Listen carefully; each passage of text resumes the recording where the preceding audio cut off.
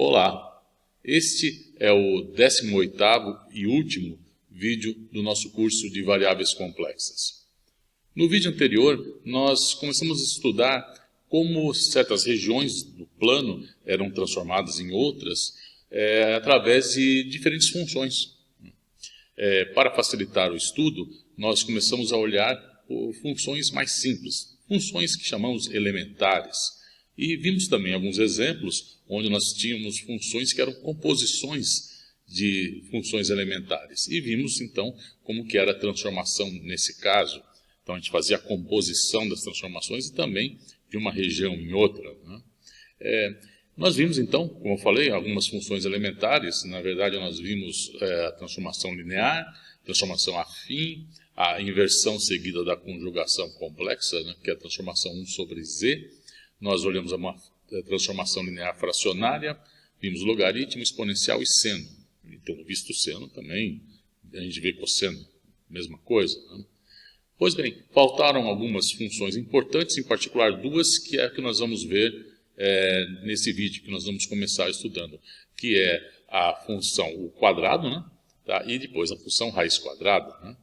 E também nós vamos falar sobre transformações conformes. Tá? Nós vamos definir isso e ver alguns resultados importantes. Enfim, então, é isso que nós vamos fazer nesse vídeo. E como eu falei, começando por essas funções que faltou a gente discutir no vídeo anterior.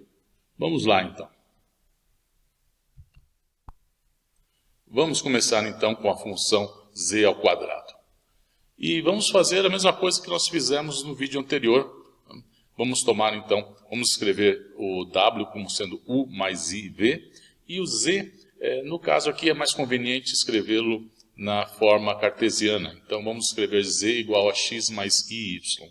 E daí, tenho u e v em termos de x e y. E vou ver, então, quais as curvas descritas por essas equações aí. Aí depois, com a intersecção delas, há uma certa região, né? Então, vamos começar. O cálculo aqui é bem simples, já fizemos isso várias vezes. Então, eu vou identificar, então, quando escrever isso, x mais y ao quadrado, essa parte aqui, a parte real, estou escrevendo como u, o 2xy, que é a parte imaginária, é o meu v, e então, é isso. Agora, o que eu vou fazer? Vamos fazer, então, como falei, como fizemos em vários casos anteriores. Vamos considerar o caso em que temos retas verticais e retas horizontais. As retas verticais são as retas que correspondem a x igual a alguma constante. E as retas horizontais, y igual a alguma constante. Então, o que vai acontecer? Vai acontecer isso que já está escrito aqui, ó. Se eu tomar x igual a uma constante k, o que vai acontecer? Vamos olhar essas equações aqui.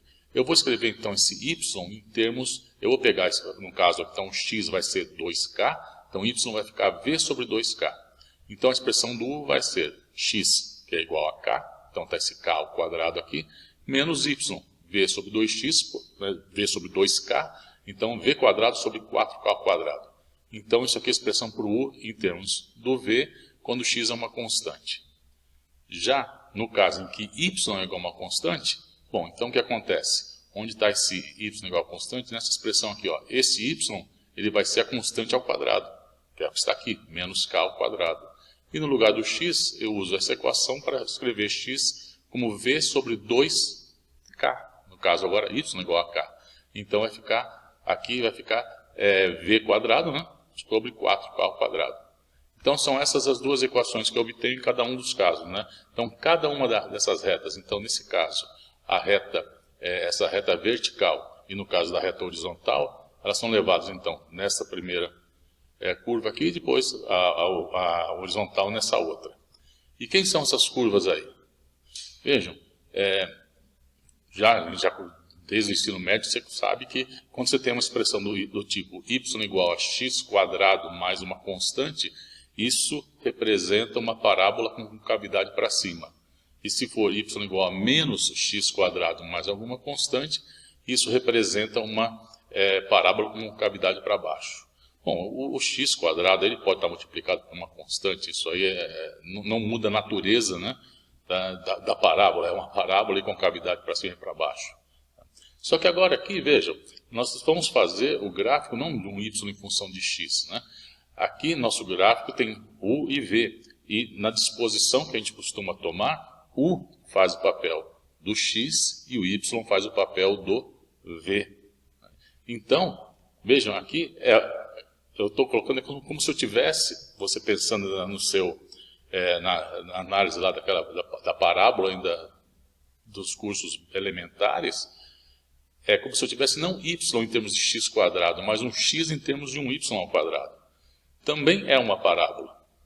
Mas agora, em vez de você ter uma parábola com concavidade para cima ou para baixo, norte ou sul, né, você vai ter aqui parábolas com concavidade para a direita ou para a esquerda. Porque aqui você está tendo u em termos de v ao quadrado. Né, e o eixo u é o eixo horizontal. Né. Bom, então, o que vai acontecer? Aqui está, então, o caso. Eu tomei aquelas constantes, aqui eu estou escrevendo aquela constante como C1 e C2, e como estou querendo que elas sejam positivas, eu estou colocando um módulo aqui, né? Tá? Então isso aqui garante, né, qualquer que seja o C, que essa quantidade é positiva e essa é negativa, né? Então, de modo que eu tenho aqui uma curva aqui com aqui uma reta, né? Com no semi-eixo, no semiplano superior, e aqui no semiplano inferior, né? E aqui minhas retas do semiplano destro, né? E aqui o semiplano sinistro.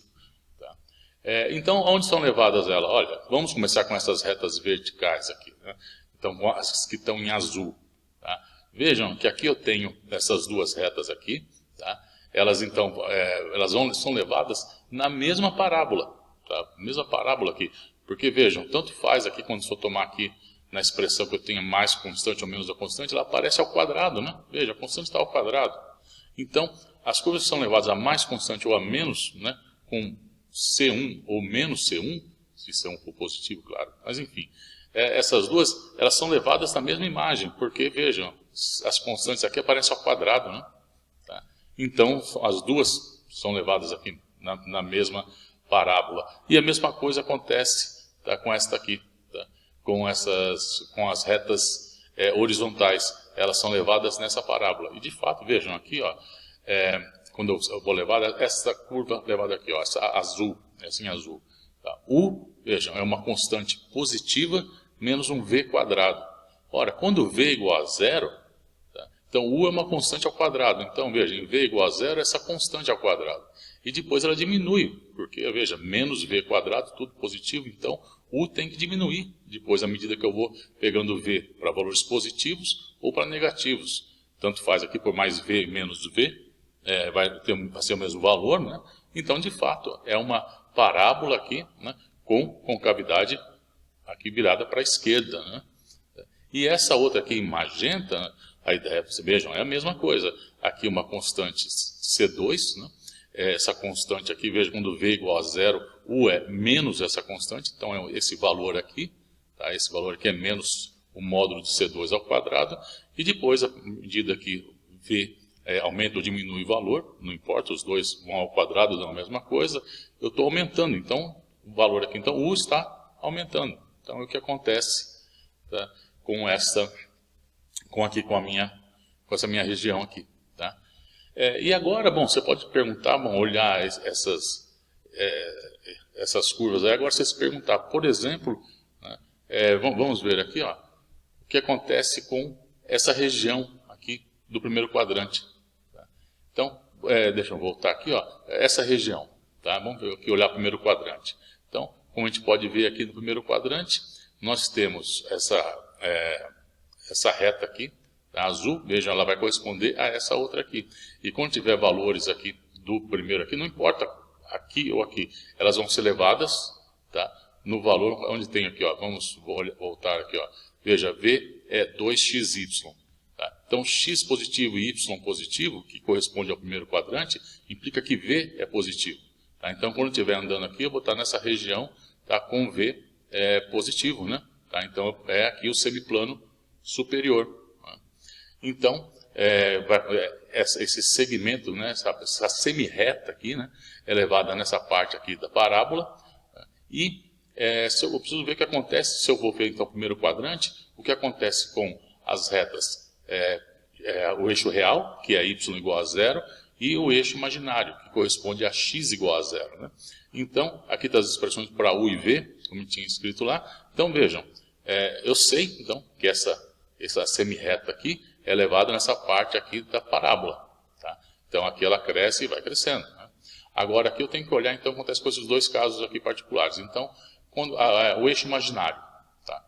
O eixo imaginário, eu tenho x igual a zero. Ora, se x é igual a zero, vejam que v é igual a zero e u é menos y ao quadrado. Então, v igual a zero significa que é uma reta, né, no plano de coordenadas UV, como v é igual a zero, isso é o eixo real no espaço da coordenada w. Né? Então, vejam aqui, ó, x igual a zero implica que v é igual a zero. E aí eu tenho que olhar o que acontece com u. Ora, se x era igual a zero, u é menos y ao quadrado. Então, vou varrendo os valores aqui de y, mas não importa o que vai acontecer, quais sejam os valores, eles vão estar ao quadrado. Então, u vai ser sempre negativo. Então, essa reta aqui em verde, o que acontece? Ela é elevada, tá, na reta, num trecho da reta real, e esse trecho corresponde aos valores negativos de u. Por quê? Porque x é igual a zero. Então, menos y ao quadrado. E veja que a partir do momento que eu vou chegando cada vez mais próximo aqui do zero, essa reta também tende aqui ao zero. Né? Y igual a zero vai implicar em u igual a zero. Então, é isso que acontece. Essa é a imagem, né, tá, dessa reta aqui. E dessa reta no eixo real, tá, o que acontece? Bom, aqui y é igual a zero. Bom, y igual a zero, eu olho aqui de novo. Vejam, o v continua sendo igual a zero. O que muda é que o u agora, bom, como agora é o y que é igual a zero, o u é x quadrado. Então, essa reta aqui, a imagem dela vai ser o eixo real, né, vai ser o trecho do eixo real com valores positivos de u. Só que, vejam, o x vai entre 0 e 1. Se u é x quadrado, então u também vai entre 0 e 1, que é o que está aqui, vejam, entre 0 e 1. Bom, então está claro o que está acontecendo. Tá? Essa região aqui, tá? E aqui eu estou sumando, isso aqui cresce, né? Quer dizer, é uma região aqui, não tem limite aqui, é limitada superiormente aqui, é elevada nessa região aqui. Tá? E aqui, novamente, aqui à esquerda, essa região também é ilimitado aqui. Essa ideia de ser ilimitado, eu estou tentando colocar aqui por esses pontinhos. Né? Não sei se dá para ver isso direito aí, se dá para ver bem, pelo menos eu tentei fazer isso. Então, esses pontinhos aqui, se vocês conseguem ver, ó, são esses pontinhos aqui, a imagem, né, são esses pontinhos e esses, querendo passar a ideia que a região não é limitada. Né? Bom, então é isso, essa região aqui, tá, é elevada nessa pela função z quadrado. Vamos agora considerar a raiz quadrada de z. Bom, a situação agora tem uma pequena complicação, porque, como já sabemos, essa função tem dois ramos. Né? Então, vamos considerar que vamos denotar o ramo principal dela por SQRT, né, o square root, com 1, né, quer dizer, o ramo principal, e o ramo secundário, que nós vamos usar esse 2 aqui, né, é esse aqui, onde eu tenho aqui o meu sinal negativo. E, claro, nesse caso aqui, eu estou escrevendo z, tomando a representação polar, né, escrevendo z como r exponencial de iθ. Pois bem, ao escrever isso, então, a gente vê que w, u mais iv, no caso aqui da raiz, do ramo principal, né? No caso do ramo principal, eu vou poder escrever isso como a raiz de r cosseno de θ sobre 2, mais i raiz de r seno de θ sobre 2. No caso aqui do ramo secundário, eu tenho um menos aqui, né? Tem um menos que aparece aqui e aqui. Mas, enfim, deixa para lá isso. Pois bem, o problema aqui é o seguinte, eu tenho que agora expressar o cosseno de θ sobre 2 em termos, o cosseno de θ sobre 2 e o seno de θ sobre 2, né, em termos de θ, né, do caso de z, né, o argumento de z, que para w, o argumento de w, a gente está vendo, o argumento de w é θ sobre 2. Então, eu tenho que expressá-los dessa forma. E aqui eu quero escrever, então, o cosseno de θ e seno de θ, porque essas são a parte real e a parte imaginária. Né? Bom, então, o que eu vou ter que fazer? Eu vou ter que expressar cosseno de θ e cosseno de θ sobre 2 e o seno de θ sobre 2 em termos do cosseno de θ e do seno de θ. Bom, como que a gente vai fazer isso? Tá? A gente vai recorrer aqui, lembrar da fórmula, né, do arco duplo. a gente lembra que cosseno de 2φ é cosseno ao quadrado de φ menos seno ao quadrado de φ. E aí eu uso a identidade trigonométrica fundamental, né, no lugar ou do cosseno ou do seno, cada um de uma vez, né, para aí depois eliminar, né, o seno ou o cosseno. Então, o que acontece? Tá? Se eu pegar, então, no caso dessa, quando eu tenho cosseno ao quadrado de φ menos seno ao quadrado de φ, e eu pego o seno ao quadrado de φ e escrevo como 1 menos cosseno ao quadrado, eu vou ter essa expressão aqui. Cosseno de 2φ é 2 vezes cosseno ao quadrado de φ menos 1. E se eu fizer o contrário agora, no lugar, trocar o cosseno ao quadrado por 1 menos seno ao quadrado, eu vou ter essa outra expressão, 1 menos 2 vezes o seno ao quadrado de φ. E agora, então, é só expressar aqui, né, eu vou ter o cosseno ao quadrado de φ é igual ao cosseno de 2φ mais 1, dividido por 2, né? É a mesma coisa para o seno ao quadrado de φ. E aí eu escrevo φ como sendo θ sobre 2, que é isso que eu estou querendo, né? E aí, então, eu vou ter essa expressão aqui, ó, o cosseno ao quadrado do θ sobre 2 vai ser, então, 1 mais o 2φ vai ser, então, θ, né? Dividido por 2, e aqui o seno ao quadrado de θ sobre 2 vai ser 1 menos o cosseno de θ, tudo dividido por 2. Pois bem, o problema agora, aqui, já tem essas expressões aí, ok.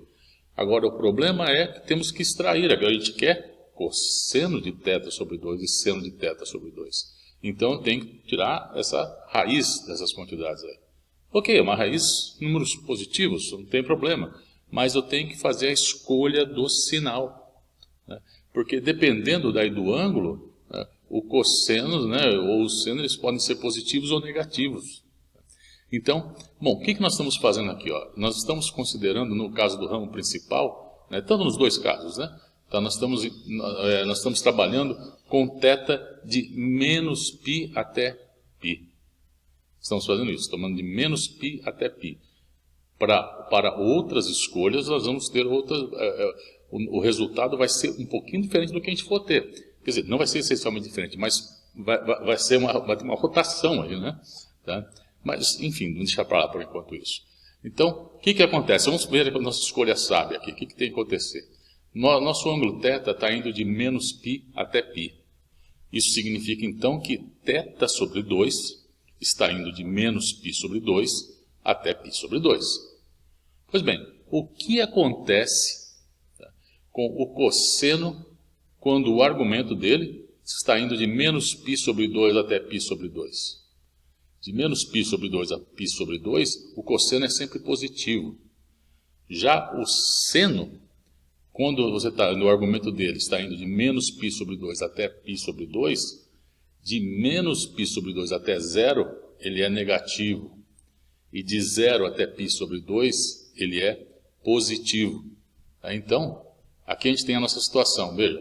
Então, quando θ sobre 2 está nesse intervalo, o cosseno de θ sobre 2 é positivo. E o seno de θ sobre 2 é negativo.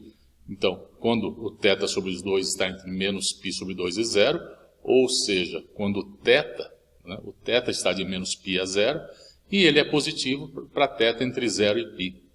Então, nesse caso, o que acontece? Então, agora eu pego, quando eu for tomar, então, vou escrever o cosseno de θ sobre 2, eu vou tomar o sinal positivo da raiz. Então, é isso que eu tenho aqui, ó, essa raiz de 1 mais cosseno de θ sobre 2.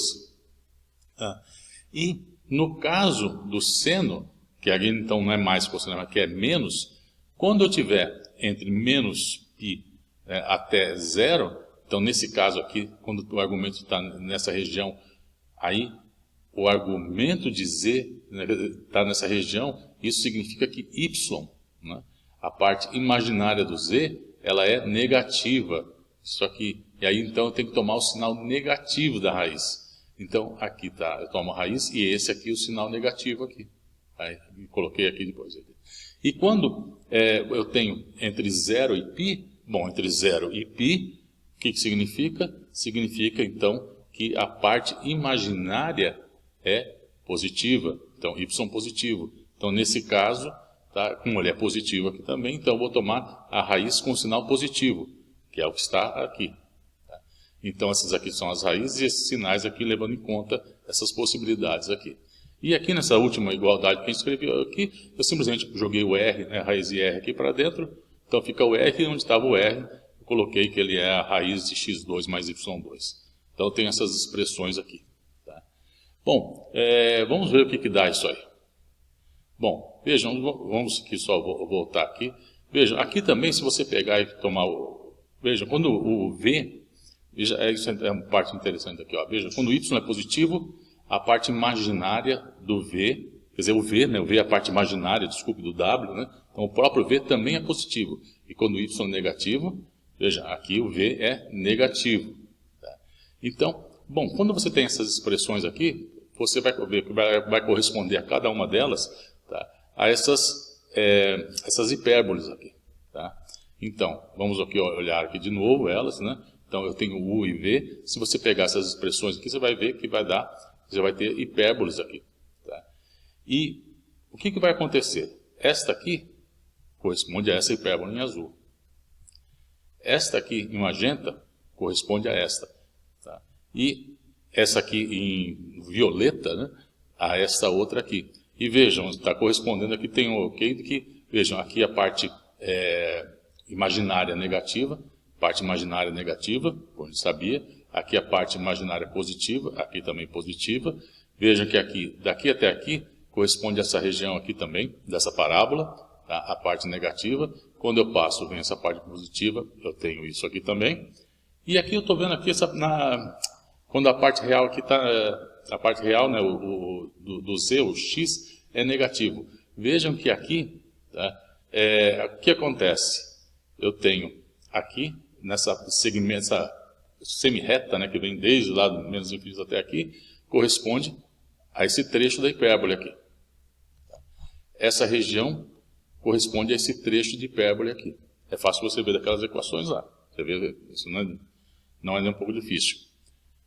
Só que está errado pensar que eu venho por essa reta, quando eu cruzo o eixo real, e eu venho a imagem minha, né, eu estou percorrendo isso aqui, eu venho percorrendo essa região e de repente, pum, pulo para cá. Não é bem isso. Por que não é bem isso? Porque eu deliberadamente deixei de completar essa figura desse lado aqui, que agora eu vou fazer isso, colocando a linha de corte. A gente não pode esquecer da linha de corte. Tá? Então, o que acontece? Eu não venho andando por esse segmento de reta aqui e de repente continuo passando aqui e a imagem minha, opa, pulei para cá. Não é bem isso. Tá? Porque a gente sabe que a gente não pode cruzar essa região. A linha de corte está aí, é um corte. Então, eu vou vir até aqui, eu paro aqui. Não tenho... Se eu quiser continuar, para onde que eu tenho que ir? Eu tenho que ir para o ramo secundário. Mesma coisa aqui de cima. Se eu vou descendo aqui, chego aqui, eu não posso cruzar a linha de corte. Se eu quiser continuar, eu tenho que ir para o ramo secundário. Mas aí lembrem, superfície de rima, eu tenho o corte, uma folha cola com a outra e a outra parte cola com a primeira com uma parte da segunda, depois a segunda com uma parte da primeira. Né? Então, bom, para ver o que continua aí, quer dizer, aí está, tudo bem, está tudo certo, mas agora eu tenho que continuar e olhar o que acontece com o meu ramo secundário. Bom, o que acontece com o ramo secundário? Tá? Lembre-se que a gente tem um sinal negativo na frente de todo mundo. Tá? Então aparecia menos, né, a raiz de R exponencial de I θ sobre 2. Então, os cálculos são exatamente os mesmos que a gente tinha feito, exceto que agora tem o sinal negativo. Então, aqui eu tenho um sinal negativo aqui faltou um sinal negativo. Desculpe a nossa falha, aqui tem que ter o sinal negativo. Esse menos R, aqui tem que estar o menos aqui. Né? O U é negativo, faltou, gente. Me desculpe, aqui tem um menos aqui. Esse menos que foi para cá e aí faltou. Acontece. E aqui no V, tá? Aqui está certo, né? Tá? Então, o sinal negativo aqui também positivo. Só que agora vejam, quando eu tiver Y positivo, né, o V é negativo. E quando tiver Y negativo, o V é positivo. E U é negativo. Faltou esse menos aqui. Né? Bom, então, vai ser... A imagem disso é muito igual, né? Muito parecida com a anterior, exceto que nós vamos trocar, então, onde estava tudo. Vamos fazer uma reflexão, né, no eixo imaginário. Né? Então, o que era o positivo vai virar o negativo, mas aí lembrar também que agora onde os pontos com Y positivo são levados em pontos com V negativo, né? E negativo no positivo. Tem essa inversão aí também.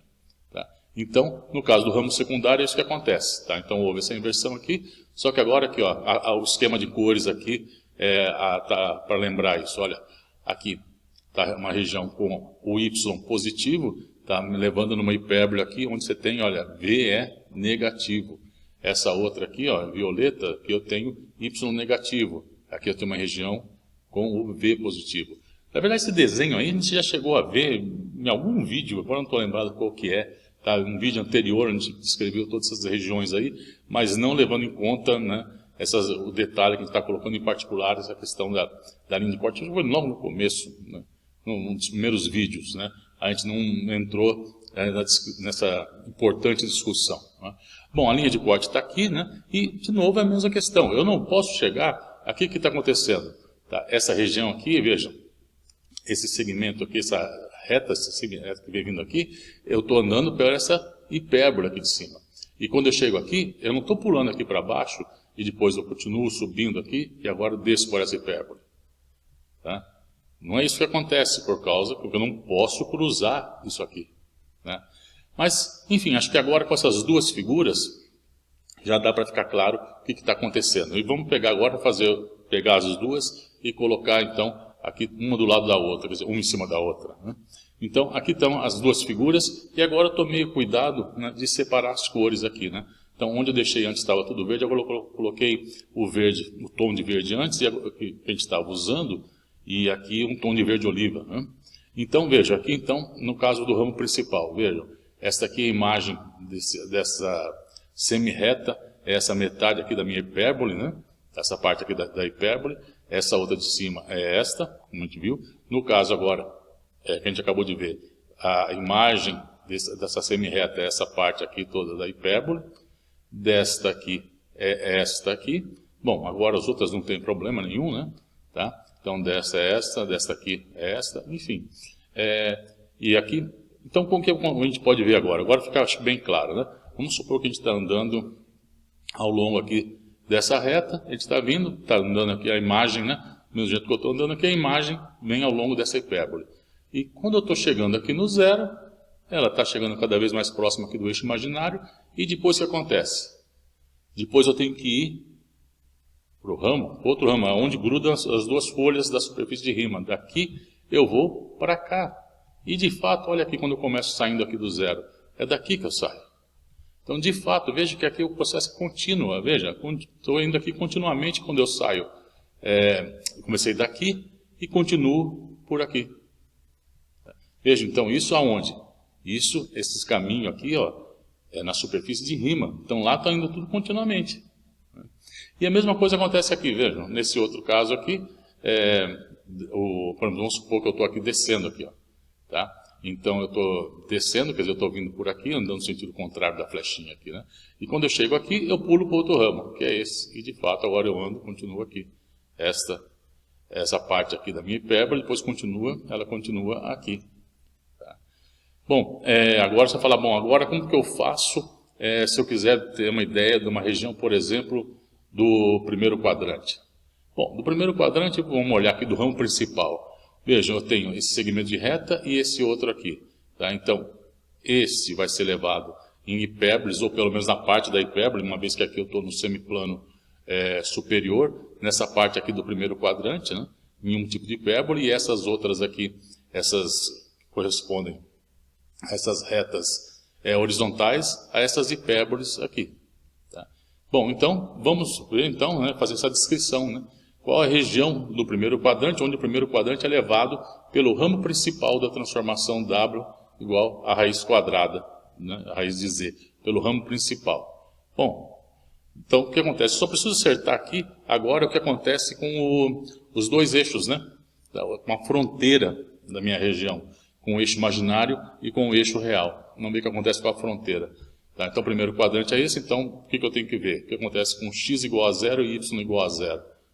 Então, quando y igual a 0, então posso tomar essas equações aqui, y igual a 0, eu vou ter aqui que u é igual a x. Se y igual a 0, vai ficar x menos x, 0. Então, v igual a 0.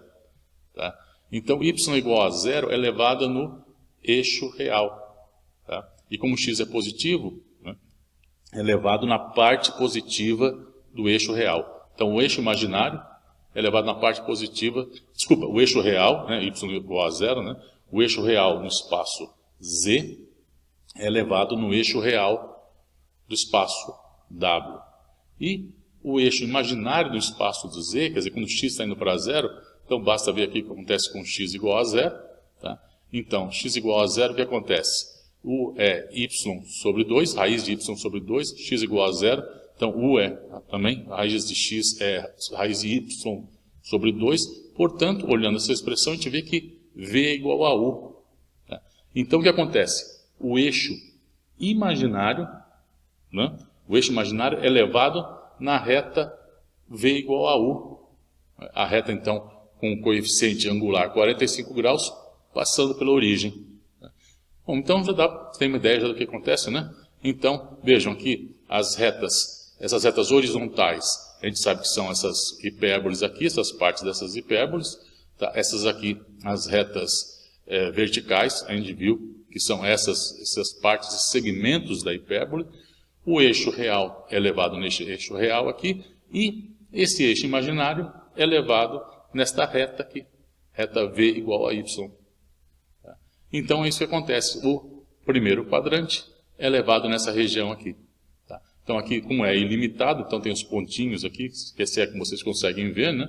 Tá, esses pontinhos para cá, aqui também. Então, essa região é ilimitada em todo o primeiro quadrante, aqui também, dentro dessa cunha, né? Essa cunha de 45 graus aí, a região é ilimitada. É isso aí.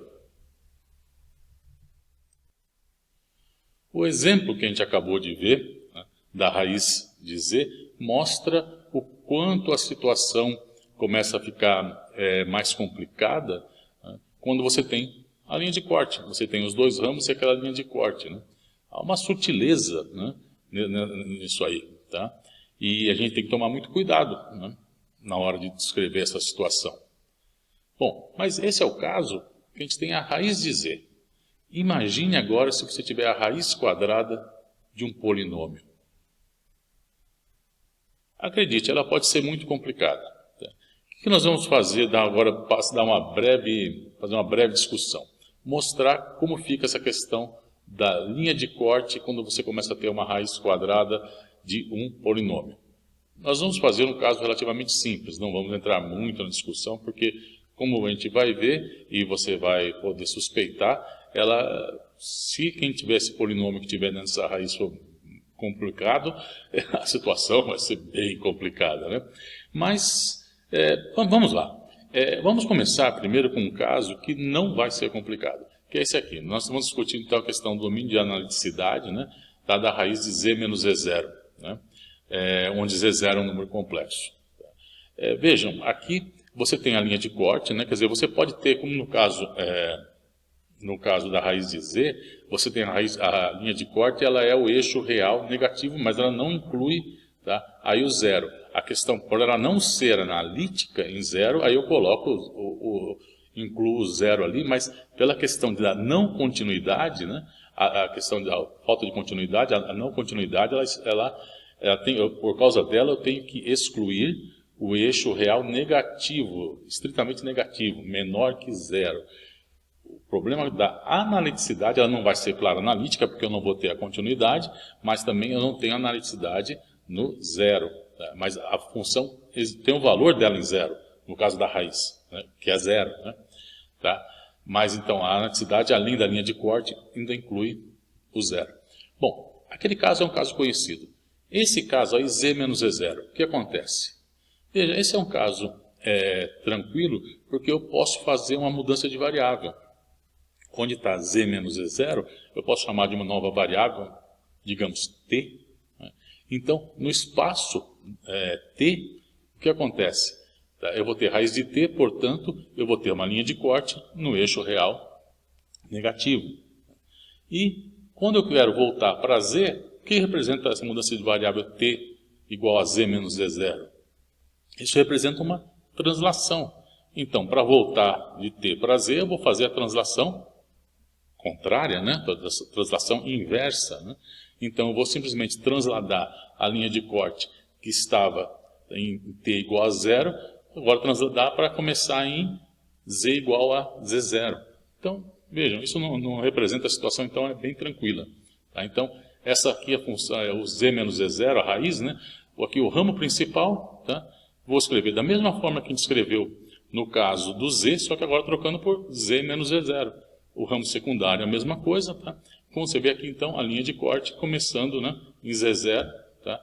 E lembrando que z0, ela tem um valor, né? Essa função aqui é zero, mas não é analítica. Né? Bom, então, como eu falei, é uma mera translação da situação que a gente já tinha, agora para o ponto z0. Então, não tem uma complicação aqui. O negócio começa a ficar mais complicado quando eu considero esse problema. Tá? Qual o domínio de analiticidade da raiz de z² menos 1? Veja, depois de z menos z0, o próximo polinômio aqui que eu vou considerar que não trivial, né? Porque se fosse z², com essa raiz dá o z. Então, quer dizer, o módulo de z. Então, não tem nada de novo nisso. Então, o próximo ponto não trivial, a próxima generalização disso, né? Mais simples possível, é essa aí. z² menos 1, raiz disso. Bom, vamos tentar simplificar essa expressão aí para tentar usar o que a gente já sabe. Tá? Então, z² menos 1, raiz disso, a definição da função potência exponencial de meio log, o ramo principal de z2 menos 1. Aqui eu vou fatorar isso aqui, z2 menos 1, como z menos 1 vezes z mais 1. Tá? Aqui, nisso eu estou supondo sempre, veja, z diferente de mais ou menos 1, né? Que aqui, senão se dava log de 0, claro, né? Então pego isso, fatório, e agora, logaritmo da soma dos logaritmos, tá aqui, e agora, exponencial da soma é o produto das minhas exponenciais, e agora eu volto, tá? Para onde eu tinha aqui a definição, uso de volta essa definição, para escrever, então, z² menos 1, raiz disso é a raiz de z menos 1, raiz de z mais 1. Tá? É o que a gente achava que ia ser, né? Vamos ser honestos, a gente achava que ia dar isso, né? Mas tem que mostrar que de fato é, né? Bom, agora, ramo principal disso. Bom, é natural que o ramo principal de z2 menos 1, né? O ramo principal da raiz quadrada de z2 menos 1, seja definido como produto do ramo principal de z menos 1, né? Raiz de z menos 1, com o ramo principal da raiz de z mais 1. E desses aqui eu já sei fazer. Z menos 1, a raiz disso. Né? O que é isso? A gente já acabou de ver. Né? Esse aí vai ser uma reta no eixo real, começando em 1. E esse outro aqui, z mais 1, né? Tá? O que vai acontecer aqui? Esse vai ser o quê? Tá, essa também é a mesma coisa, só que agora essa reta vai começar no ponto menos 1. Né? Tá? Então, isso a gente sabe como fazer. Tá? Então, vamos definir, então, aqui, como eu falei aqui, ó, o ramo principal de z2 menos 1, raiz quadrada do ramo principal de z2 menos 1, é o ramo principal da raiz de z menos 1 com o ramo principal da raiz de z mais 1. E cada um deles a definição que a gente acabou de escrever. Então, a raiz do módulo de z menos 1, raiz do módulo de z mais 1, e aqui o exponencial do argumento, né, do z menos 1 dividido por 2, é a mesma coisa aqui. A definição que a gente já sabe. Pois bem, então agora o que eu tenho que fazer? Eu tenho que analisar aqui o que vai acontecer com essas duas situações, com esses argumentos aqui. Porque essa aqui não tem problema nenhum, né? Aqui eu tenho uma raiz de números positivos, então aqui não é problema. Tá? Meu problema é aqui. Bom, o que acontece? Então a raiz, vamos ver, z menos 1 e de z mais 1. Então, num caso, eu tenho uma linha de corte que começa em 1 e outra linha de corte que começa em menos 1. Como a gente falou, e está aqui desenhado isso. Essa aqui, então, essa azul começa no 1. Essa aqui, então, é a raiz, o ramo, a linha de corte para z menos 1, né? Tá, a raiz de z menos 1, então começando no 1, e essa para z mais 1. Eu tentei fazer aqui, não sobrepor uma com a outra, para mostrar que as duas estão aqui, né? Tá, essa começa em 1 e vai para infinito, essa aqui começa em menos 1 e vai para menos infinito. Tá? E aqui, nessa região, tem as duas, elas estão aí, né? E a gente tem que ver o que acontece com isso. O que significa ter essas, né? Qual o efeito disso, né? Na verdade, quando a gente for olhar agora, para a gente pensar numa linha de corte, a gente vê claramente que a gente tem aqui 3 situações para olhar. Uma é essa região aqui, né? para x maior que 1.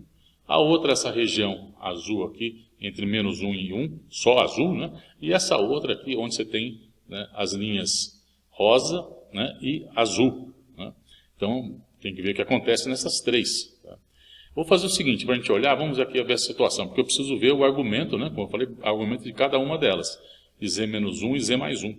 Né? E em cada uma delas, o que acontece? Tá? O ângulo, veja, eu estou contando os ângulos a partir daquela expressão que a gente escreveu, veja, era z menos 1 e z mais 1.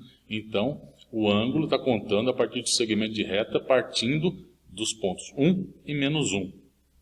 Então, esses ângulos aqui, tá, eu vou contar o alfa, né, é para argumento de z menos 1. Então, começa de fato no 1, então alfa é esse ângulo aqui.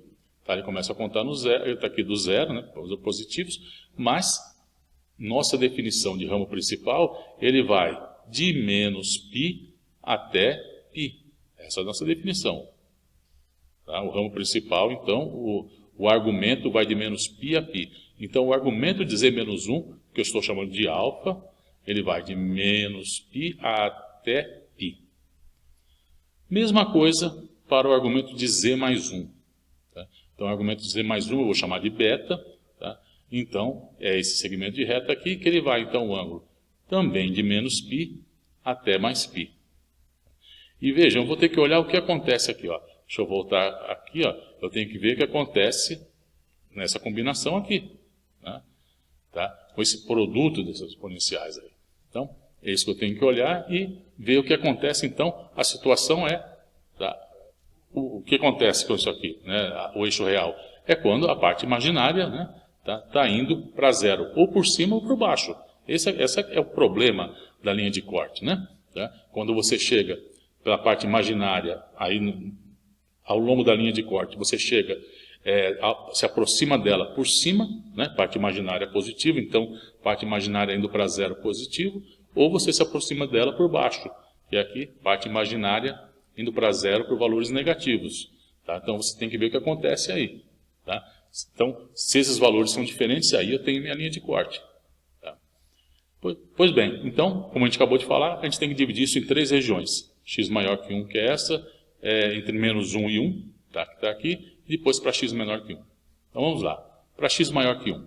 Então, aqui eu tenho um ponto cuja parte imaginária, né, é positivo, e esse outro aqui, a parte imaginária dele é negativa. Então o que eu quero ver? Quero ver o que acontece com esses pontos quando eles, tá, quando y tende a zero, positivo ou negativo. Tá? E vejam aqui os ângulos. Esse ângulo aqui é alfa e esse é beta. Tá? Então alfa e esse aqui beta. Então, o que acontece quando a parte imaginária de z vai para zero positivo? É esse verde aqui, esse ponto aqui. Então, quando esse ponto tende ao eixo real, vejam, alfa, que é esse ângulo, vai para zero. Beta, que é esse ângulo aqui, ele também vai para zero. Já para esse ponto aqui, nessa outra cor aqui, carmim, enfim, talvez seja, mas não importa, não é a cor aqui. Quando ele vai para zero para valores negativos, esse ângulo aqui é alfa, ele vai para zero. Esse ângulo é beta, ele também vai para zero. Então, o que acontece com o ramo principal definido da forma que a gente colocou? Ora, então eu tenho o módulo de z menos 1, que a raiz do módulo de z menos 1, que é a raiz do módulo de z menos 1 com z mais 1. Z é igual a x, porque a parte imaginária, né, é para zero. Então, fica a raiz do módulo de x menos 1 com o módulo de x mais 1. E aí vem agora o exponencial com os respectivos argumentos. Então, no caso aqui, em uma delas, o argumento que acontece com o alfa vai para zero, o beta vai para zero. Então, exponencial de zero vezes exponencial de zero, que é 1. No outro caso aqui, agora para a parte imaginária, né, indo para zero por valores negativos. É a mesma coisa. Tá? Então, o valor também dá 1. Ou seja, indo para zero por valores positivos ou negativos, dá o mesmo valor, ou seja, a função está bem definida ao longo dessa região com x maior que 1. Então, de fato, para x maior que 1, isso dá 1, fica essa raiz, como x aqui, ele é positivo, maior que 1, desculpa, ele é maior que 1 nessa região, então isso fica x menos 1 vezes x mais 1, ou seja, a raiz de x² menos 1. Tá? Então, quando x é maior que 1 e ao longo do eixo real, tá? Essa função aqui, o ramo principal dela é raiz de x² menos 1. Pois bem, vamos agora ver o que acontece quando x é menor que menos 1. Vamos lá. Então, o que acontece aqui com os nossos ângulos aqui? Tá? Então, vamos aqui. Ó. Quando a parte imaginária de z vai para 0. Então, é aqui em verde. Então, este ângulo aqui é o meu ângulo alfa. E ele vai para π. Esse ângulo aqui é beta. Também vai para π. Agora, esse outro aqui, parte imaginária indo para 0 por valores negativos. O que acontece com este ângulo aqui, que é o alfa? Ele vai para menos π. E o beta, que é esse ângulo aqui, relacionado com esse segmento de reta aqui, o beta é esse ângulo, ele também vai para menos π. Bom, agora só pegar e colocar isso na expressão que a gente está usando para definir o ramo principal, né? Então, aqui está o raiz de x do módulo de x menos 1, módulo de x mais 1. Então, fica exponencial de i π sobre 2, e aqui exponencial de i π sobre 2. Cada um dá, isso dá i, então dá i², que é igual a menos 1. Já nesse outro caso aqui, o que acontece? Isso vira exponencial de menos i π sobre 2. Por causa do beta aqui, menos π, então exponencial de menos i π sobre 2 dá menos i vezes menos i ao quadrado. Então dá menos i ao quadrado, e menos i ao quadrado também é menos 1. Ou seja, tanto por valores negativos como por valores positivos, quando me aproximo do eixo real nessa região, tanto os dois valores são iguais. Tá? Então, não tem nenhum problema. É o mesmo caso para x maior que 1 do que x menor que menos 1. É como, digamos assim, né, essas linhas de corte, bem entre aspas, né, é como se elas cancelassem. Né? Tá, o problema de uma com o problema da outra, os dois juntos não tem problema nenhum. Né? Tá, então, para x menor que menos 1, tá, eu tenho esse valor negativo aqui, e aqui também vou ter, na verdade, aqui então está certo, x menor que menos 1, tá, um módulo de um módulo de outro, então, menos raiz de x² menos 1. Tá ok, tá certo. Tá? Então, é isso. Tá? Então, para x menor que menos 1, esse é o valor do ramo principal da minha função. Tá? Então, agora vamos para o último caso. O outro caso é x entre 1 e menos 1. Então, é essa região, e eu tenho que ver o que acontece, então, com o ponto em verde, esse ponto no vermelho, caminho, enfim, quando eles se aproximam, tá, da reta real. Então, o que acontece com esse ponto aqui verde, quando eles se aproximam da reta real? Veja que esse ângulo é alfa e esse ângulo é beta. Quando esse aqui, a parte imaginária desse ponto, se aproxima do eixo real, alfa, que é esse ângulo, tende a π. E beta, que é esse ângulo, tende a 0. E aqui, quando esse tende ao eixo real, alfa, que é esse ângulo, tende a menos π. E beta, que é esse ângulo, tende a 0. Então, é isso que está aqui. Veja, imaginário de z, esse ponto indo para 0, alfa tende a π, beta tende a 0. Parte imaginária do z negativa, quando ele tende a 0, alfa tende a menos π, beta tende a 0. Vamos agora fazer o que a gente acabou de fazer. Então, ramo principal, o que acontece? Então, aqui está a expressão 1 módulo das raízes, e agora, nesse caso, exponencial de i π sobre 2, exponencial de 0, dá i. Nesse outro caso, fica exponencial de 0, exponencial de menos i π sobre 2, que dá menos i. Então, aqui não dá, o resultado não é igual conforme eu me aproxime do eixo real por cima ou por baixo. Aqui sim, esse é o mesmo tipo de problema que a gente tinha no caso da raiz, só da raiz de z. Só que aí era ao longo de todo o eixo real negativo. Agora não. Agora o problema que eu estou tendo aqui é apenas entre menos 1 e 1. E nesse caso, então, nessas duas regiões, como uma tem i e a outra tem menos i, então o valor da raiz, conforme, se a parte imaginária de z tende a 0 por cima, né, por valores positivos, o resultado é I raiz de 1 menos x quadrado. E quando a parte imaginária de z tende a zero, mas aí por valores negativos, então, pela parte negativa aqui, então ele é menos I raiz de 1 menos x quadrado. Tá? Então é só usar esses dois, tirar esses módulos aqui, levando em conta que x está entre menos 1 e 1. Né? Então aí você chega nesses valores. Tá? Bom, então agora, resumindo, tá? Eu tenho z quadrado menos 1, a raiz disso, quando a parte imaginária é para zero, ele assume esses valores. Então se x é maior que 1 ou x menor que aqui menos 1, faltou um menos aqui também. Opa, outra falha aqui, né? Segunda no vídeo, hein? Aqui faltando um menos, né? Acho que era emoção de estar acabando. Bom, aqui tem um menos, né? Então você vê que tem esses dois valores, e agora, entre menos 1 e 1, a gente vê o que está acontecendo aqui. Ou seja, eu tenho que colocar uma linha de corte aí, uma linha de corte entre menos 1 e 1.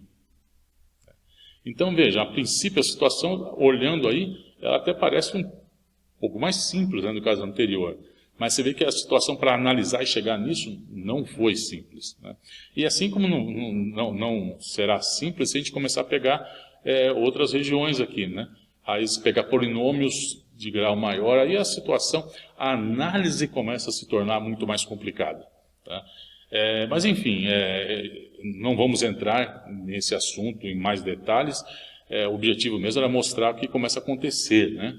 Tá? Quem sabe, talvez um dia você vai se deparar com esses tipos de problema, e de fato você tem algumas situações que você tem situações muito complicadas, né? Mas obviamente nós não vamos entrar nisso nesse curso. Tá? Mas acredito que esse exemplo é bem ilustrativo, né, do que acontece. Vamos agora falar um pouco sobre transformações conformes. Bom, vamos primeiro aqui colocar a situação que a gente tem. A situação é a seguinte, bom, temos aqui no nosso espaço variável z, variável aqui w desse lado, então parte real x e parte imaginária y, de correspondentes u e v. Tá? E aqui eu tenho uma função f, né, que é w igual, levando z em w, então w é um f de z. E nesse espaço aqui da variável z eu vou considerar uma curva c, né, onde c então é um z, dado por z igual a um z de t, onde o parâmetro t está definido entre a e b. Pois bem, essa curva, né, ela vai ter uma imagem, né, dela no espaço da variável w, então onde tem w igual a f de z, eu tomo que z é o meu z de t, né, ao longo dessa curva, então isso vai me definir uma função w, né, um w como função de t. E, de novo, então como t vai de a em b, então essa curva aqui também eu posso, também estou parametrizando ela por t.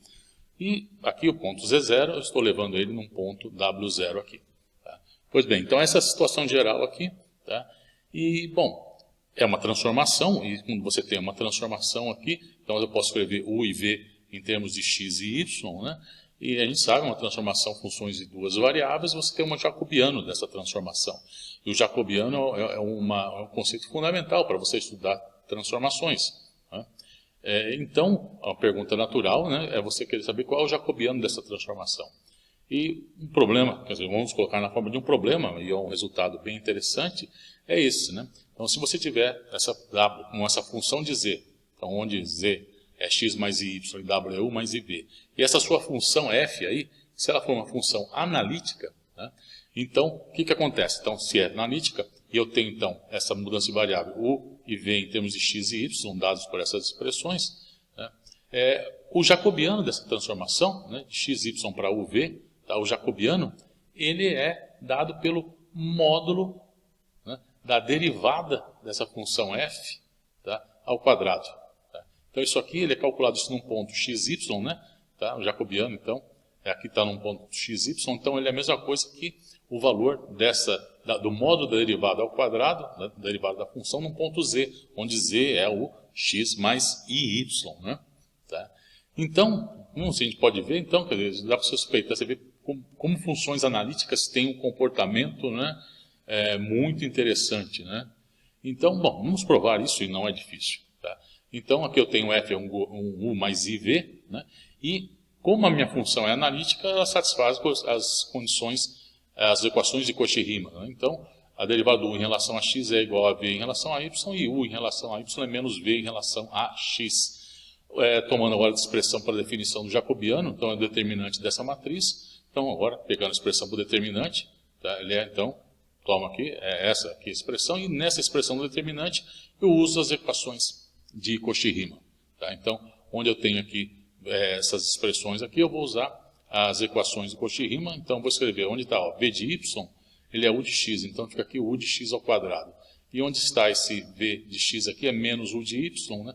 Ou você pode fazer o contrário, é melhor o ideal é fazer o contrário, claro. Onde está v de x é menos u de y é menos v de x, coloco aqui, então tenho v de x quadrado. Por quê? Porque desse jeito aí, lembre-se que quando você satisfaz as equações de Cauchy-Riemann, a derivada da função f pode ser escrita como u, derivada do u em relação a x, mais i, a derivada de v em relação a x. Essa é a expressão para a derivada da função f. A derivada do f é u em relação a x, mais i, derivada de v em relação a x. E aí, bom, então qual é o módulo disso? O módulo é u em relação a x ao quadrado mais v em relação a x. Então, é o módulo, como eu falei, dessa expressão, ou seja, a derivada, isso é a derivada da função f, o módulo dela ao quadrado, que é o que esse resultado está falando. Tá? Bom, agora, pergunta. O que acontece com o ângulo entre duas curvas? Então, eu tenho aqui w de t é um f de z, né? Então, bom, como minha função é analítica, eu tenho a derivada dela, eu uso minha regra da cadeia, a derivada do w, né? Da imagem, né? O w' de t é o f' z de t vezes o z'. Tá? E nós vamos supor, para analisar, para tentar responder essa pergunta, que f' de z é diferente de zero. Tá? No ponto z0. E esse ponto z0 é o ponto onde o parâmetro t tem um certo valor t0. Tá? Então, z0 é um z de t0. Pois bem, então, nesse caso ainda, então, o ponto no ponto t0, w' de t0 é o f' em z0, z' em t0. Bom, agora, a questão.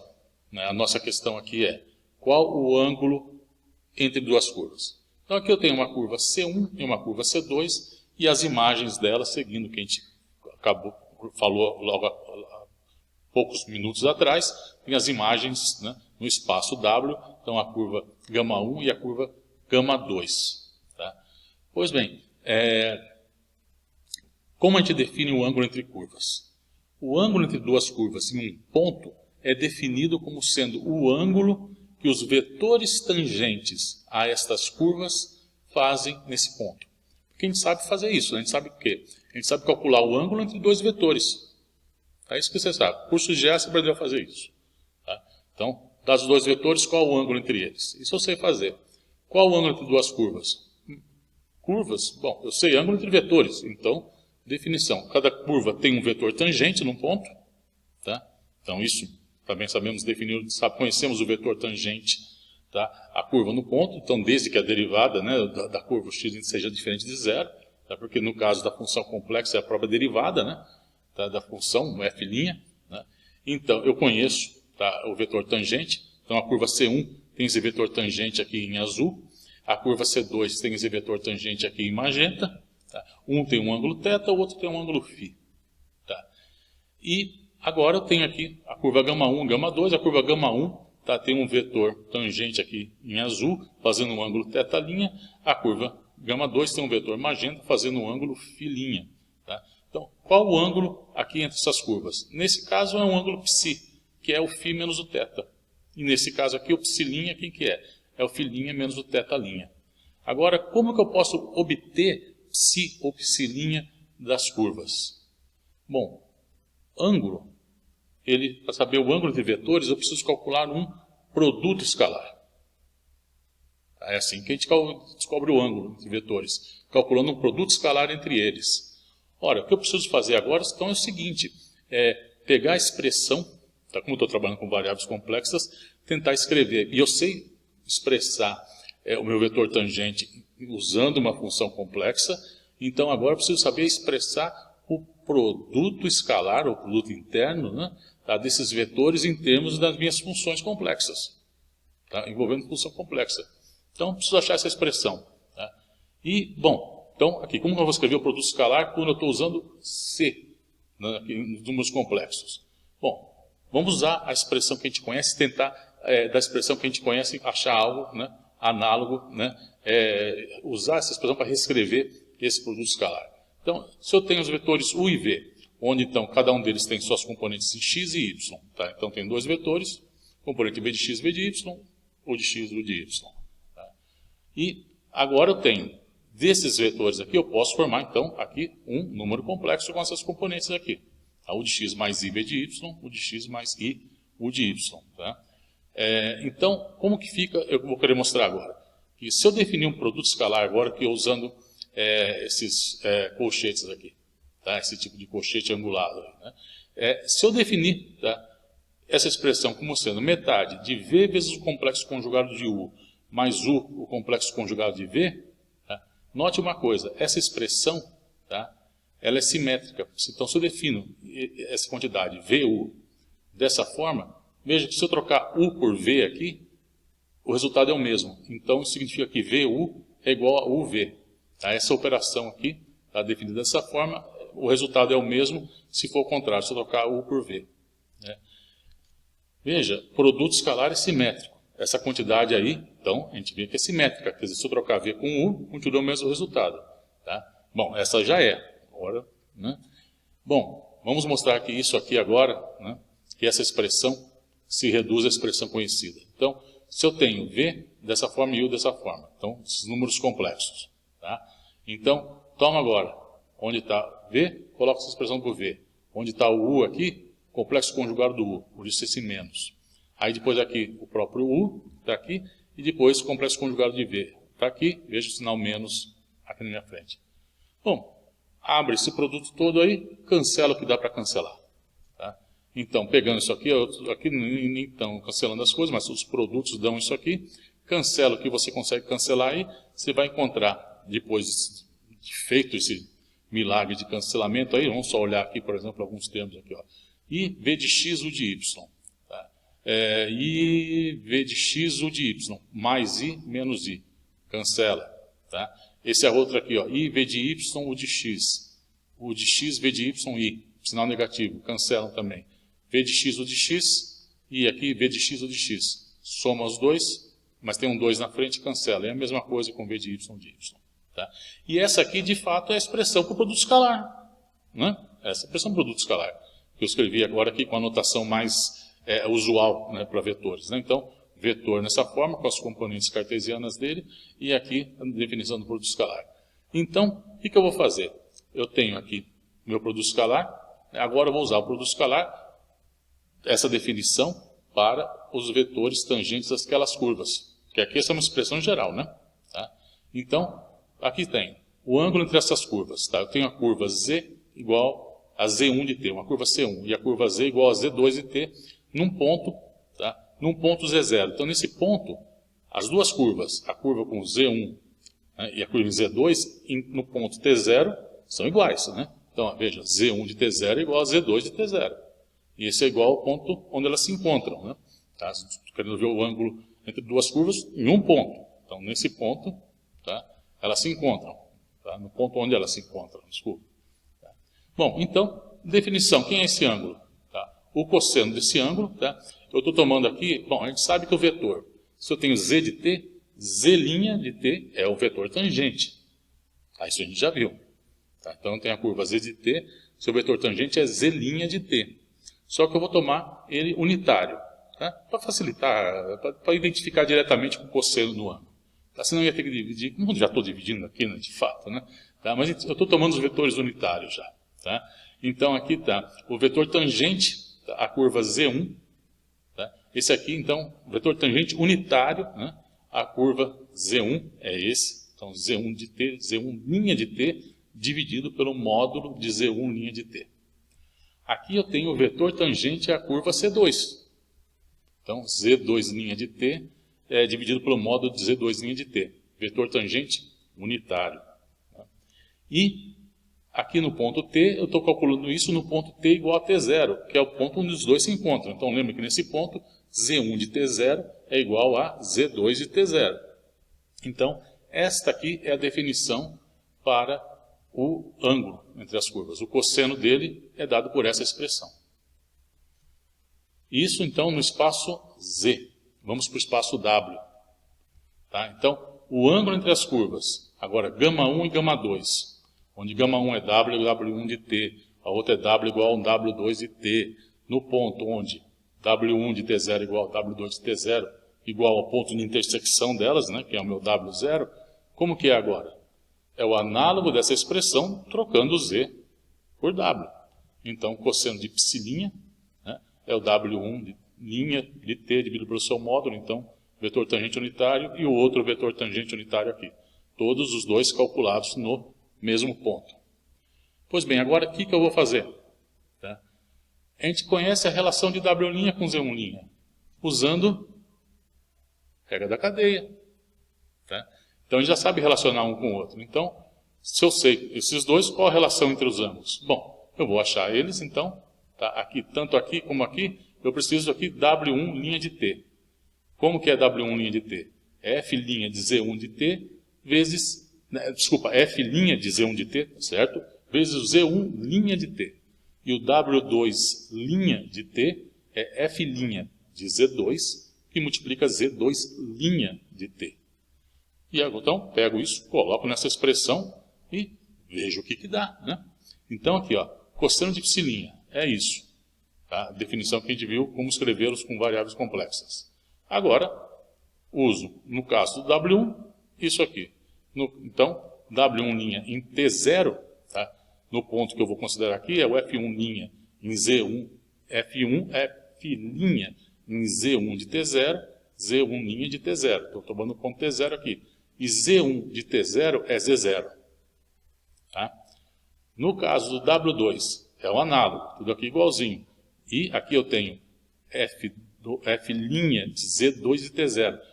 Z1 de T0 é igual a Z2 de T0, pois é o ponto onde eles se encontram, é o ponto Z0.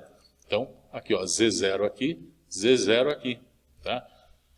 Bom, agora, então, pego isso, jogo nessas expressões e vejo o que está. Então, coloquei isso aqui, e agora vamos só prestar atenção no seguinte, vejam. Aqui eu vou ter módulos, né, tem os módulos do denominador, módulo de F' em Z0, vezes Z1'. Aqui eu tenho o módulo de F' de Z0, Z2'. Então, eu posso aqui, como é o módulo de um produto, vira o produto dos módulos, eu vou ter aqui o módulo de F' de Z0 ao quadrado, né? Um desse com um desse aqui. Então, fica o módulo de F' de Z0 ao quadrado. A mesma coisa aqui e aqui. Tá? Então, isso eu vou fatorar isso, então vai ficar... Na próxima expressão, a gente vai ver no denominador o módulo de F' de Z0 ao quadrado. E o que mais eu vou ter? Daqui, ó, F' de Z0 e daqui F' de Z0 complexo conjugado. A mesma coisa aqui, ó, F' de Z0 e aqui F' de Z0 complexo conjugado. Então, eu também vou colocar em evidência F' de Z0 e F' de Z0 complexo conjugado, que é o que está aqui. Então, o outro, como eu falei, ia aparecer aqui, e o que sobrou é o que está aqui. Pois bem, agora, o que acontece? F' de Z0 vezes o F' de Z0 complexo conjugado dele é o módulo de F' de Z0 ao quadrado. Então, quem está no numerador cancela o denominador. Sobra metade dessa quantidade. E essa quantidade aqui nada mais é do que o cosseno de psi. Com metade aqui, né? Vejam, essa aqui é o vetor tangente à curva C1, vetor tangente à curva C2 e depois as respectivas expressões com complexo conjugado. Ou seja, isso aqui, como é 1, o cosseno de psi' de T0 é igual ao cosseno de psi de T0. Ou seja, os ângulos são os mesmos. O ângulo é o mesmo, o ângulo entre as curvas. Eu tinha, no espaço Z, eu tenho a curva C1 e C2. Elas fazem um ângulo nesse espaço Z. Depois eu tenho a imagem delas no espaço W, um outro ângulo entre elas. A gente acabou de ver que nesse caso, onde a minha função f, quem está levando C em gama, nas curvas C, nas curvas gamas, é uma função f analítica. E a gente está vendo então que o que acontece nesse caso? O ângulo entre as curvas é o mesmo. A gente diz que uma transformação é conforme em um ponto se ela preserva o ângulo e a orientação entre duas curvas nesse ponto. Tá? Então, o ângulo e a orientação. Tá? Então, a transformação, né? A gente vê que uma transformação W igual a F de Z, ela é conforme em Z0 se F for analítica. A gente acabou de ver para preservar o ângulo também, a orientação, né? Isso não é difícil de ver isso. Tá? Se ela for analítica em Z0 com F' de Z0 diferente de zero. Né? Porque senão você não tem o vetor tangente. Né? Tá? Então não tem como, eu tenho que ter essa condição F' de Z0 ser diferente de zero. Tá? Quando acontece, né, os pontos onde acontece dela ser a derivada da função ser zero, a gente diz que é um ponto crítico da nossa função. Tá? Então, bom, a gente diz também que essa transformação W igual a F de Z, né, ela é conforme em D se ela for conforme em todos os pontos de D. E todas as transformações que a gente viu até agora, elas são conformes. Todas que a gente viu. Tá? Levando uma região em outra. Todas são conformes. Tá? Só que uma questão de nomenclatura, tá? Uma transformação, quando ela preserva o ângulo, mas não necessariamente a orientação, a gente diz que ela é isógona. Tá? Então, por exemplo, a transformação F de Z igual ao complexo conjugado de Z, ela é isógona. Então, de fato, você tem duas curvas, se você toma o complexo conjugado, o que você faz? Você pega e faz a reflexão em relação ao eixo X. Ora, quando você fez a orientação, se você tem o eixo X, você tem dois vetores em cima, tá? Uma certa orientação. Quando você faz a reflexão, opa, no eixo X, eles trocaram, né? Quem estava mais... Você tem um vetor e o outro acima. Quando você faz a reflexão, né, você vai ter, então, vai trocar, um vai ficar abaixo e acima, a ordem deles troca, né? Tá? Então, o ângulo que ia de um para outro, agora você vai inverter, né? Tá? Então, você não preservou a orientação. Quando você faz a reflexão, você não preserva a orientação. Isso é fácil, sabe, né? Quer dizer, quando faz a reflexão de alguma coisa de uma mão esquerda, vira uma mão direita, né? Tá? Então, quando isso acontece, a gente diz que é isógona. E se ela preserva também essa orientação, aí sim ela é conforme. Então, como eu falei, todas que a gente viu, todas eram conformes. E agora eu vou fazer aqui uma ilustração, que eu acho que vai ficar bem fácil de ver. Vou pegar alguns casos. E aqui estão, por exemplo, aqui a gente começou esse vídeo. F de Z igual a Z quadrado. Tá? Então a gente viu que essa região toda aqui era levada nessa região aqui. Aqui tem uma ilustração, aqui fazendo esse ladrilhamento, né? Que aqui fica, acho que, bem mais fácil de você ver essa questão da transformação conforme e do ângulo sendo preservado.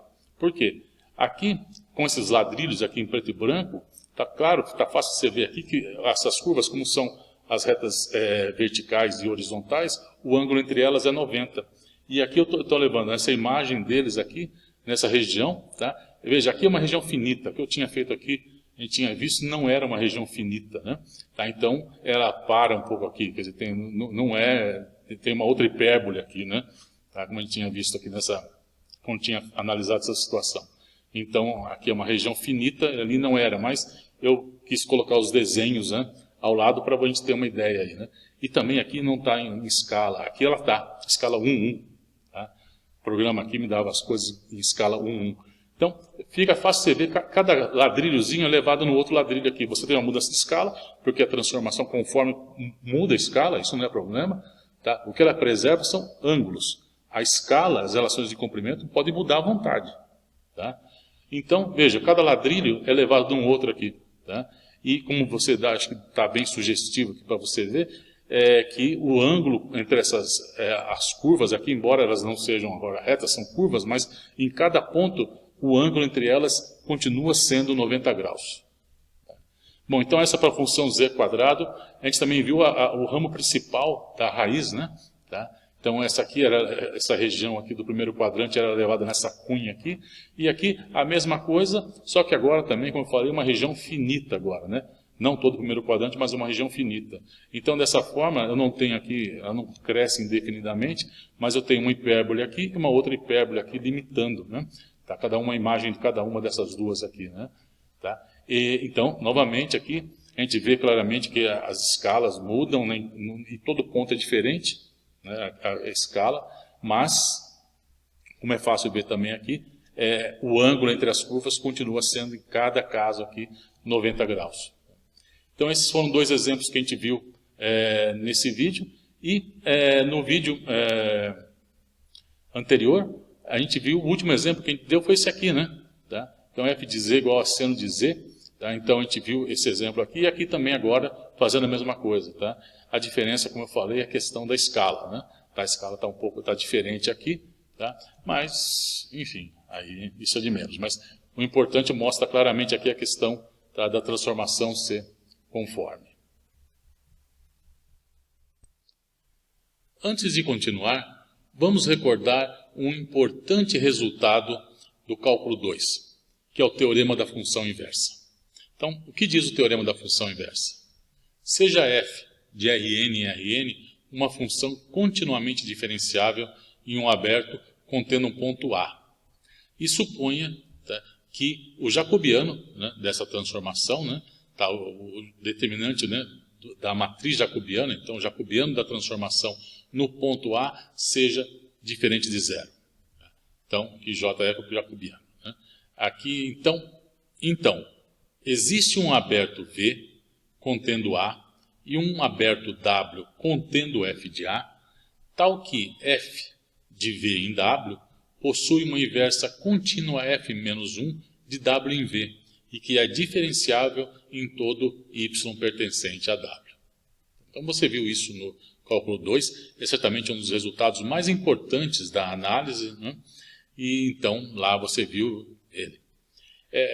Pois bem, vamos olhar agora, usar esse teorema para analisar a situação nossa. O que nós temos aqui, tá? À luz do que a gente acabou de ver com relação à transformação conforme. Então, se a gente tem, se W igual a um f de z, tá? É uma transformação conforme em um ponto z0, bom, se é conforme, a derivada dela, do f, nesse ponto não pode ser zero. Então, f' de z0 é diferente de zero, se ela é conforme.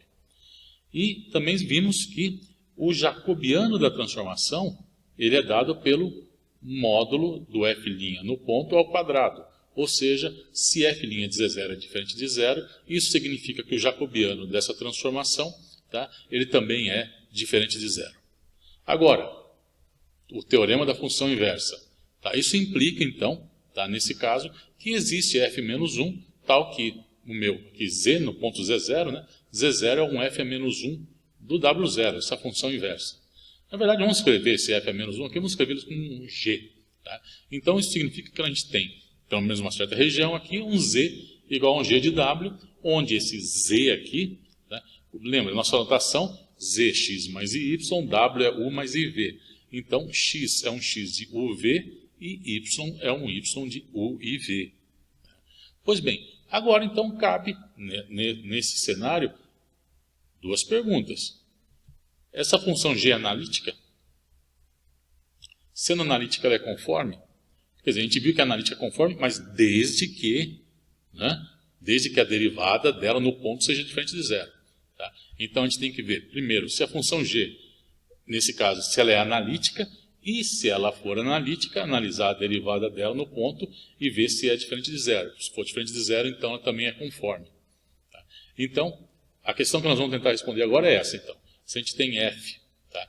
F ela é conforme, o que acontece com a sua inversa? Tá? Então, vamos ver. Então, vamos primeiro olhar aqui para ver o que acontece para ver se ela é analítica ou não.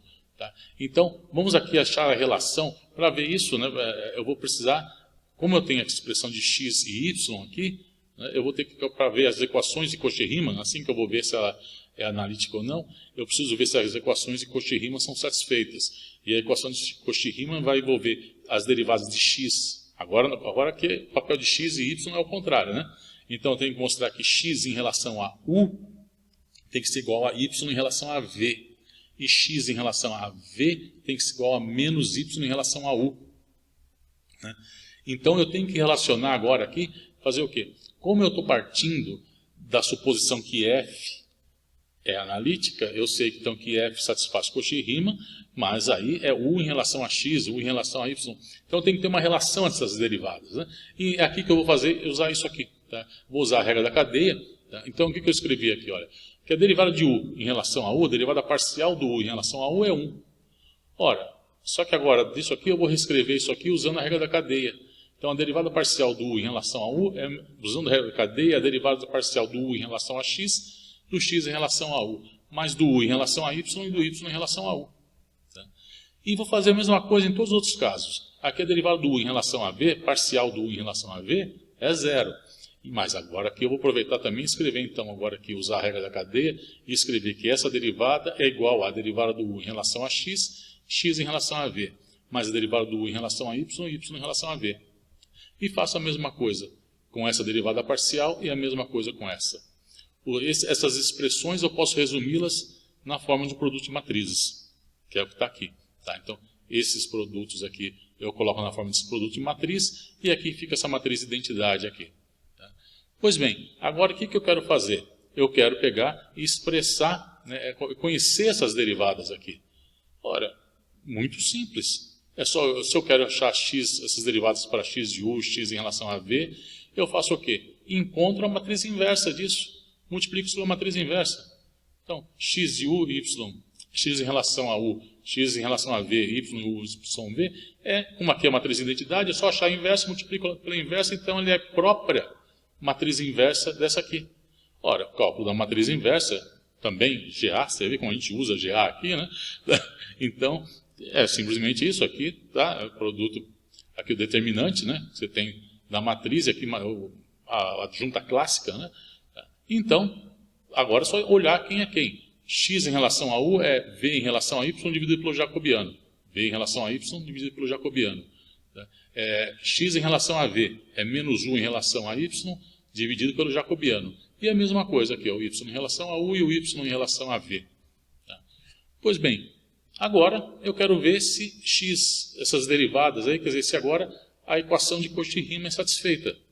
Quais são as equações de Cauchy-Riemann? X em relação a u, é isso aqui, x em relação a u, essa expressão. Agora, vejam, v em relação a y. Agora eu vou usar a equação de Cauchy-Riemann para a função f. Então, v em relação a y é igual a u em relação a x. Isso que está aqui. Aqui eu usei a equação de Cauchy-Riemann para a função f. E agora eu olho aqui, ó, u em relação a x e j. U em relação a x e j, veja, é y de v. E agora aqui, no outro caso, x em relação a v é menos u, x em relação a v está aqui. Tá? Então, menos 1 sobre j, u em relação a y, mas u em relação a y é igual a menos v em relação a x.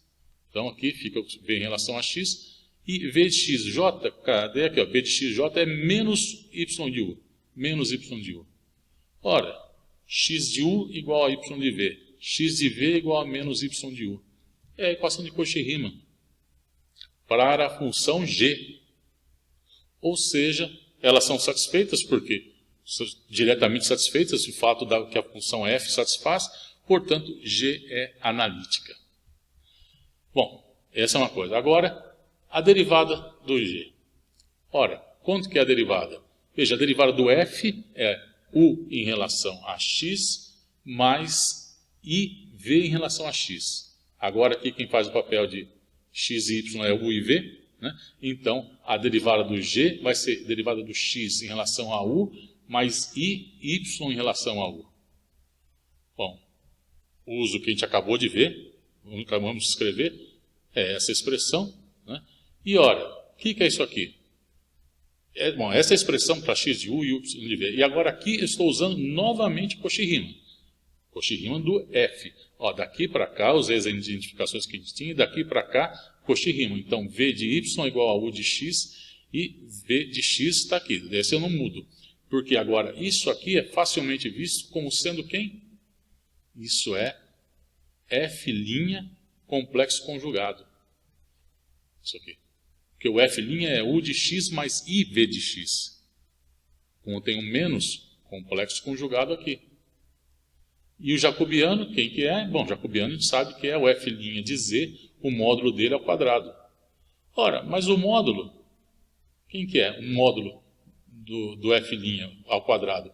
É f vezes f'. Cancela o complexo conjugado do f', né? f' vezes o complexo conjugado do f'. E aí eu cancelo os complexos conjugados, fica só f' aqui. Agora, o que acontece com o f'? Esse f' que está no denominador aqui. Veja, isso significa... Tá? Bom, primeiro que essa expressão aqui é justamente a que a gente tem o análogo dela no cálculo 1, para a derivada né, de uma função de uma variável, né, para a relação da inversa da derivada de uma função de uma variável com a derivada da função original. Né? Você tem a derivada da função f, qual é a expressão para a derivada da função inversa? Desse tipo aí, quer dizer, como eu falei bem no começo desse curso, de certa forma a gente pode dizer que funções de variável complexa estão no meio do caminho, né, entre o cálculo 1 e o cálculo 2. Né? Então, elas lembram muito essa questão do cálculo 1, né, em alguns casos. Né? Então você vê essa expressão é a mesma. Mas ela mostra claramente que ela é conforme. Por quê? Se a função f', quer dizer, a função f é analítica, tá? Você não tem nenhum ponto onde isso aí, essa função, eu não tenho, por exemplo, polos onde a função pode ir para infinito, né? Onde ela pode divergir, tá indo para ponto infinito. Não. Então, 1 sobre f' é diferente de zero.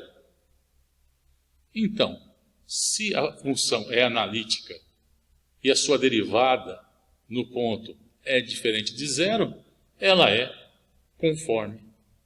E é isso que a gente está querendo ver. Então, vejam que coisa, né? Quer dizer, a função analítica, ela não só tem essa toda inversa, mas também, né, se é conforme, a inversa também é conforme. Bom, falando então ainda de transformação conforme, tem um resultado que é notável. Tá? E é esse resultado aí que eu gostaria de comentar com vocês. Tá? Que chama o Teorema da Transformação de Riemann. Resultado notável. Tá? O que diz esse teorema? Seja C uma curva fechada simples no plano Z, formando um contorno de uma região R. E seja C' a circunferência de raio unitário, centro na origem, formando o contorno do disco unitário D no plano W. Então, existe uma função W igual a f de Z, analítica em R, que leva cada ponto de R em um ponto de D, um ponto do disco, e cada ponto de C em um ponto de C', sendo, além disso, bionívoca. E, além disso, se R é um subconjunto próprio do plano Z, quer dizer, R não é todo o plano Z, então f de Z é uma transformação conforme. Veja que notável isso, tá? Quer dizer, é um teorema de existência, né? Ela mostra que existe, ele não diz como saber, como encontrar essa transformação. Mas isso mostra, então, que se eu tenho essa região R, que não é, né, todo o plano Z, né, isso está falando aí, ele não é todo o plano Z, tá? Existe uma transformação que leva essa região R no interior, tá, de uma circunferência, leva no disco. E essa transformação é conforme. E ela pega essa fronteira da região R e me leva na circunferência de raio unitário. Tá? Notável isso. O problema é encontrar essa função. Isso aí, realmente, o teorema não diz como fazer isso. Tá? Demonstração disso, tá? Essa vai ter que ficar para um curso mais avançado. Tá? Porque aí já está completamente fora, né, dos nossos objetivos nesse curso. O que eu queria com esse teorema é mostrar que existe, que transformações conformes estão aí, e que existem, como a gente vê, aos montes. Né? Tem até um tipo de transformação que a gente pode mostrar, uma transformação conforme, que a gente consegue até encontrar pelo menos uma equação diferencial para a função, né? Para essa função, né? Que faz a função analítica que faz a transformação conforme. É uma transformação chamada transformação de Schwarz-Christoffel. Tá? E ela pega o semiplano superior, né? Só que ela leva em um polígono. Tá? E aí, bom, esse polígono pode ter quantos lados você quiser aí. Tá? Então, essa transformação, para essa transformação, você pode mostrar que existe uma equação diferencial, tá, para a função em questão. O problema, claro, aí é você resolver. Aí o problema é resolver a equação diferencial. Tá? Mas é outra história, que seria até interessante a gente falar nesse curso, mas aí já são algumas equações diferenciais que envolvem funções especiais, né, cuja solução envolve muitas vezes funções especiais, que são assunto de outros cursos, né, totalmente fora dos objetivos desse nosso curso. Mas o que eu queria, para ver uma demonstração disso, você tem que ver um próximo curso de análise complexa, que você vai ver isso totalmente fora dos nossos objetivos, mesmo porque praticamente nós assim, com isso nós encerramos o que a gente tinha para falar nesse curso. Pois é, pessoal, é isso. O curso, com isso a gente acaba essa série de vídeos. Espero, tá, que você tenha aproveitado, tá, e nos vemos em algum outro curso por aí, quem sabe. É isso, pessoal. Até mais.